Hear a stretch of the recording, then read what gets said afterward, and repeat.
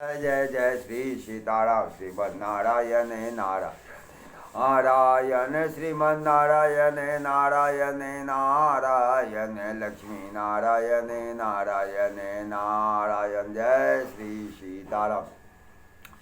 जेठ मास की शुक्ल पक्ष की एकादशी को निर्जला एकादशी या भीमसेनी एकादशी कहते हैं। यह एकादशी इस बार जून में 6 तारीख को है, दिन शुक्रवार। जय जय जय श्री सीताराम। भीमसेन व्यास जी से कहने लगे, हे पितामह, भ्राता युधिष्ठिर, माता कुंती, द्रौपदी, अर्जुन, नकुल और सहदेव आदि सब एकादशी का व्रत करते हैं, परंतु महाराज मैं उनसे कहता हूँ कि हे भाई, मैं भगवान की शक्ति पूजा आदि तो कर सकता हूँ, दान भी दे सकता हूँ, परंतु भोजन के बिना नहीं रह सकता। इस पर व्यास जी कहने लगे, हे भीमसेन, यदि तुम नरक को बुरा और स्वर्ग को अच्छा समझते हो तो प्रत्येक मास की दोनों एकादशियों को अन्न मत खाया करो। भीम कहने लगे, हे पितामह, मैं तो पहले ही कह चुका हूँ, मैं भूखा सहन नहीं कर सकता। यदि वर्ष भर में कोई एक ही व्रत हो वह मैं रख सकता हूँ, क्योंकि मेरे पेट में वृक नाम वाली अग्नि है, सो मैं भोजन किए बिना नहीं रह सकता। भोजन करने से वह शांत रहती है, इसलिए पूरा उपवास तो क्या, एक समय में बिना भोजन किए रहना कठिन है।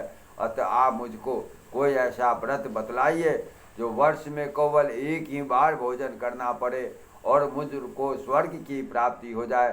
श्री व्यास जी कहने लगे, हे पुत्र, बड़े बड़े ऋषियों ने बहुत शास्त्र आदि बनाए, जिसे बिना धन के थोड़े परिश्रम से ही स्वर्ग की प्राप्ति हो सकती है। इसी प्रकार शास्त्रों में दोनों पक्षों की एकादशियों का व्रत मुक्ति के लिए लिखा है। श्री व्यास जी के वचन सुनकर भीमसेन नरक में जाने के भय से कांप गए और कांप कर कहने लगे कि अब क्या करूं, मास में एक व्रत तो कर सकता हूं, हाँ मास में 2 व्रत तो नहीं मैं कर सकता, हाँ वर्ष में एक व्रत करने का व्रत अवश्य कर सकता हूँ। अतः वर्ष में एक दिन व्रत करने से यदि मेरी मुक्ति हो जाए तो ऐसा कोई व्रत मुझे बतलाइए। यह सुनकर व्यास जी कहने लगे, वृक और मिथुन राशि की संक्रांति के बीच ज्येष्ठ मास के शुक्ल पक्ष की जो एकादशी आती है, उस एकादशी का नाम निर्जला है। तुम उस एकादशी का व्रत करो। उस एकादशी के व्रत में स्नान और आचमन की सिवा जल वर्जित है। आचमन में 6 मास से अधिक जल नहीं होना चाहिए, अन्यथा वह मद्यपान के सदृश हो जाता है। उस दिन भोजन नहीं करना चाहिए, क्योंकि भोजन करने से व्रत नष्ट हो जाते हैं। यदि एकादशी को सूर्योदय से लेकर द्वादशी के सूर्योदय तक जल ग्रहण न करे तो उसे सारी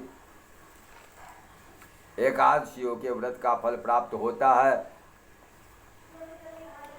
द्वादशी को सूर्योदय से पहले उठकर स्नान आदि करके ब्राह्मणों को दान आदि देना चाहिए। इसके पश्चात भूखे और सतपात ब्राह्मणों को भोजन कराकर फिर आप भी भोजन कर लेना चाहिए। इसका फल एक वर्ष की संपूर्ण एकादशियों के फल के बराबर होता है। व्यास जी कहने लगे, हे भीमसेन, यह मुझको स्वयं भगवान ने बतलाया है। इस एकादशी का पुण्य समस्त तीर्थों और दानों से अधिक है। केवल एक दिन मनुष्य निर्जल रहने से पापों से मुक्त हो जाता है। जो मनुष्य निर्जल एकादशी का व्रत करते हैं, उनकी मृत्यु के समय यमदूतों का नहीं आघेरते, वरन भगवान के पार्षद उनको पुष्प की विमान में बैठाकर स्वर्ग को ले जाते हैं। अंततः संसार में सबसे श्रेष्ठ निर्जल एकादशी का व्रत है, इसलिए व्रत यत्न के साथ इस व्रत को अवश्य करना चाहिए। उस दिन ओम नमो भगवते वासुदेवाय नमः इस मंत्र का उच्चारण करना चाहिए और गौ का दान भी करना चाहिए। इस प्रकार व्यास जी के आज्ञानुसार भीमसेन ने इस प्रकार के इस व्रत को किया, इसलिए इस व्रत को भीमसेन या पांडव एकादशी भी कहते हैं।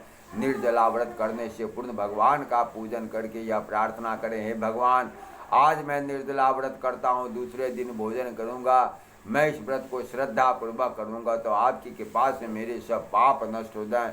उस दिन जल से भरा हुआ एक घड़ा वस्त्र से ढककर स्वर्ण सहित दान करना चाहिए। जो मनुष्य इस व्रत को करते हैं उनको करोड़ों पल सोने के दान का फल मिलता है। जो उस दिन यज्ञ आदि कर्म करते हैं उसका फल भी वर्णन ही नहीं किया जा सकता। इस एकादशी के व्रत से मनुष्य विष्णु लोक को प्राप्त होता है। जो मनुष्य इस दिन अन्न खाते हैं वे चंडाल के समान हैं, अतः वे अंत में नरक में जाते हैं।